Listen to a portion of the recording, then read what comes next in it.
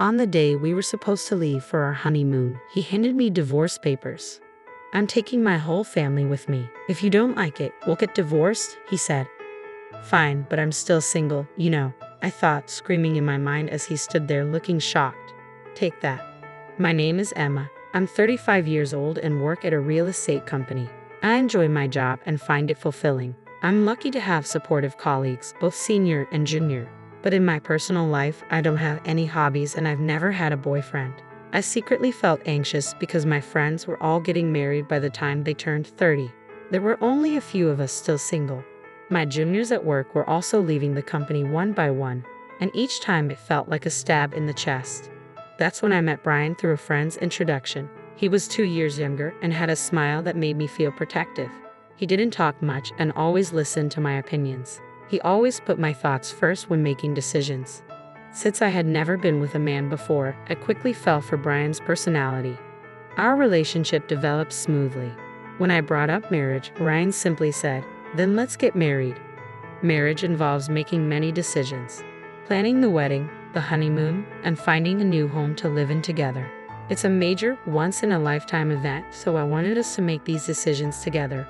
But no matter what we talked about, Brian would always go along with my opinion. He never expressed his own thoughts, just agreeing with whatever I suggested. Ryan's passive nature started to feel unreliable to me, and I began to feel dissatisfied with him. Another thing that troubled me was my relationship with my mother-in-law. Her personality was completely different from Brian's easygoing nature. She doesn't listen to my opinions and always imposes her own ideas. When you get married, Emma, of course you'll quit your job and focus on taking care of the house, right? At your age, if you don't hurry, you won't be able to have children. Brian is working hard, so as a woman, you should focus on the family. It's the wife's duty to support her husband, she said as soon as I went to greet her. She clings to these old-fashioned ideas. The truth is, I earn more money than Brian. He doesn't seem to mind and has even told his parents about it, but his mother doesn't seem to like it.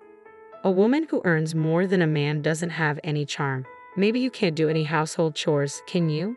A wife should be able to cook, do laundry, clean, and take care of her husband's health. Can you do that? My mother-in-law said, looking down on me. If it were Brian saying that, it would be one thing, but it feels different coming from my mother-in-law. It's not something to brag about, but I can handle all household chores since I've lived alone for a long time. I have no intention of quitting my job after marriage, and I want to prioritize myself as much as Brian. That's what I thought, but when my mother-in-law criticized me, Brian didn't defend me. Instead, he nodded along with her statements. Because of that, I started feeling uneasy about relying on Brian for the rest of my life. Well, Brian is younger than me, so maybe he'll become more reliable in the future. If this marriage doesn't work out, I might never get married in my life. Anxiety and desires clash in my mind, swirling around in endless conflict. However, time doesn't wait, even when I'm troubled. There are so many decisions to make for the wedding, choosing the venue, planning the honeymoon, applying for time off from work, and more. The to-do list keeps getting longer. With a sense of unease, I spend busy days preparing for both work and marriage. One day, I discussed with Brian, considering our work schedules, we can only take a long vacation at this time.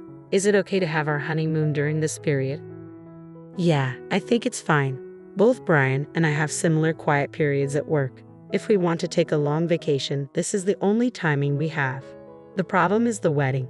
The venue I've always dreamed of is so popular that it's booked for over a year in advance. In that case, what about going on the honeymoon before the wedding? I looked it up, and it seems some people do that. If we have the wedding first, it will be another 2 years before we can go on the trip. If you are okay with that, Emma, then I'm fine with it too. I thought Brian wouldn't object but to agree so readily. At this rate, it seems like all my opinions will be accepted. For the honeymoon destination, the menu for the wedding, and the decoration of the venue, I do have a desire for Brian to express his own opinions a little. But it's better than being opposed, so whenever I found a moment, I continued to progress with the preparations for the honeymoon and the wedding. In the end, we decided to go to Europe for the honeymoon. I debated until the last minute between Hawaii and Europe. Hawaii is close by, and I'm sure there will be another opportunity to go there, so I chose to take a trip around Italy and France, experiencing the picturesque streets and delicious cuisine. I also wanted to explore the stylish accessories and maybe buy some commemorative tableware since it's the start of a new life. After considering various schedules and destinations, I completed the application about a month before the tour. By that time, I was completely excited. After all, it's my first overseas trip. It's impossible not to feel thrilled.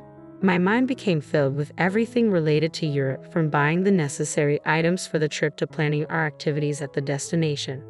Because of that, any dissatisfaction I had with Brian had completely disappeared.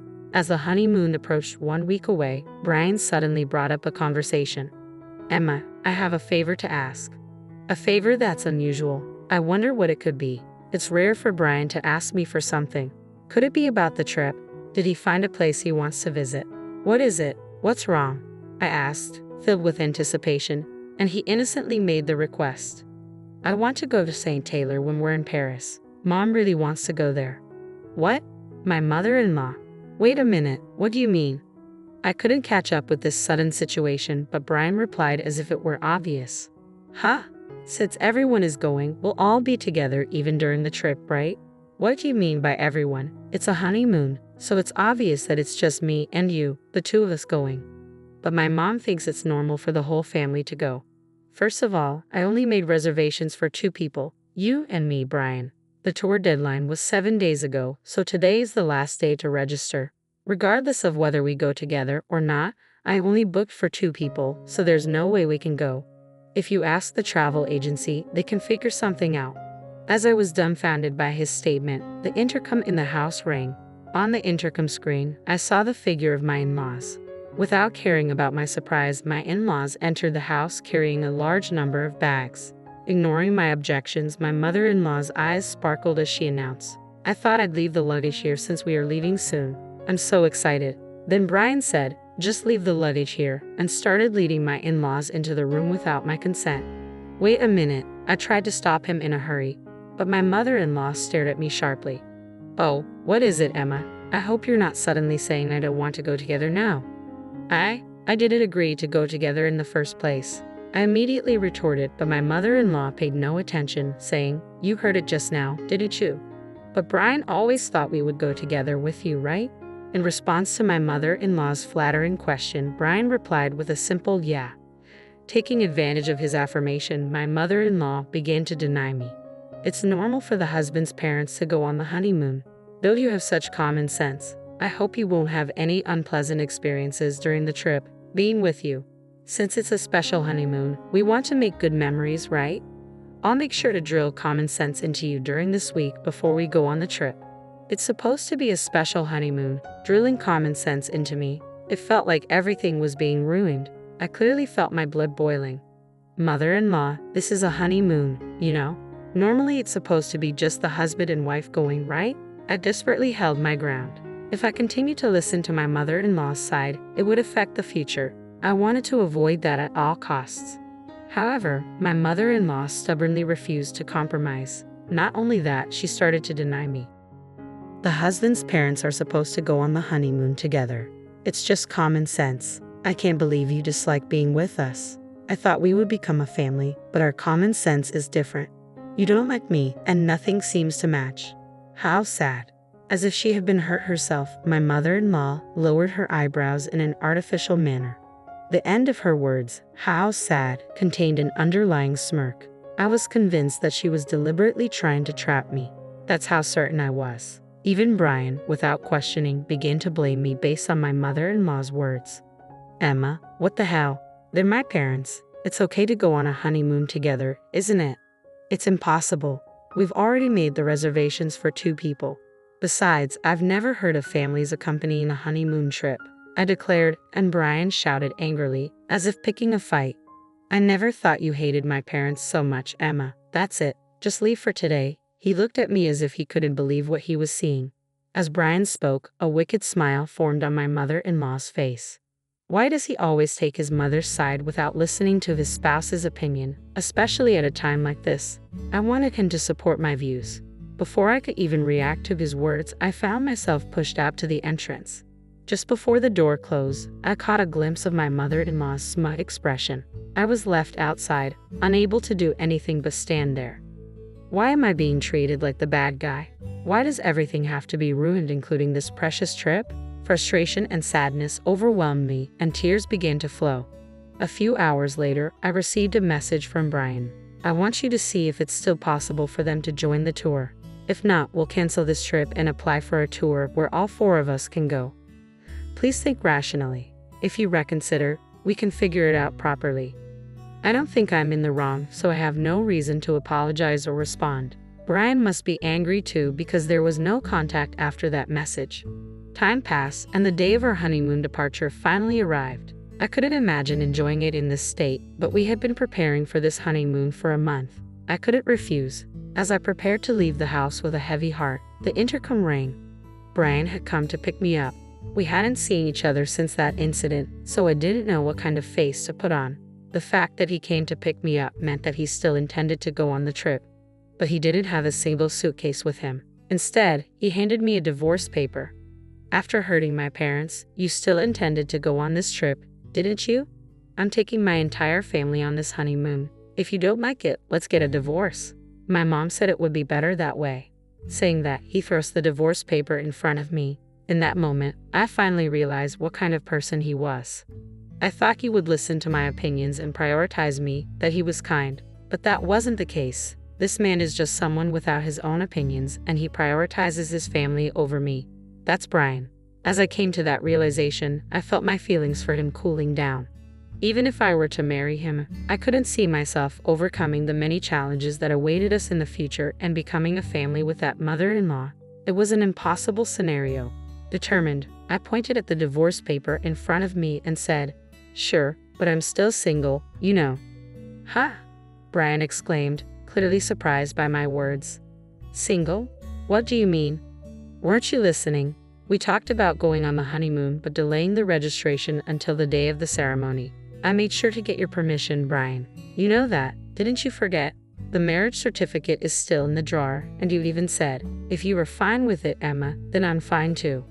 "That's right. Divorce or not, we're not even married yet. There's no problem with going on the honeymoon with my maiden name." Perhaps he remembered my words as Brian's expression suddenly changed. But immediately, he turned red and raised his voice in frustration. "Are you out of your mind to give up on marriage just because of a honeymoon? Get a grip," I responded, matching Brian's intensity with my own strong voice. "This is the result of me being rational. I've been so desperate to get married that I couldn't see reality clearly. I don't think I can be happy marrying someone who doesn't listen to the opinions of their future spouse and doesn't support them. I'd rather stay single for life." Thanks for making me think that way. I keenly felt that this saying was true. "Hey, Emma, let's calm down and start over from scratch, okay?" He looked like he was about to cry. His pleading voice trembled. But I won't be fooled anymore. I will break free from this guy. Without realizing it, I found myself shouting loudly at Brian. "If you're so eager for a family trip, why don't you go with your family of 3? But you'll have to plan everything from tour reservations to the itinerary by yourself. After always depending on others, it's time you experience the challenges yourself. If you think you can handle it, go ahead, you indecisive man," I said as I pulled the marriage certificate from the drawer and tore it to shreds in front of Brian. He was stunned by the sudden turn of events, his mouth hanging open. My determination overwhelmed him completely. "Now, do you understand how serious I am? I won't accept a future in the dark. It's over between us. Why don't you hurry back to your beloved mommy and cry to her, you mama's boy." With that, I left Brian dumbfounded, slamming the front door behind me.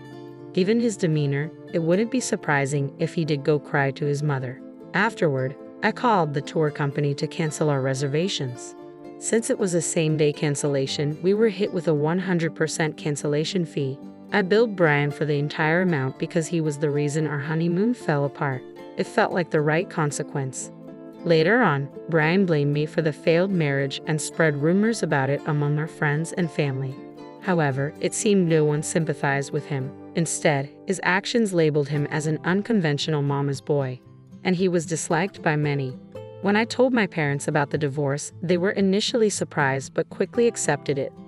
"Marriage isn't the only path to happiness. Your happiness is what matters, Emma," my mother reassured me. I couldn't have been more grateful for her support. As a side note, since then, I've discovered a new passion for traveling. I didn't want to waste the vacation time, so I embarked on my first solo trip.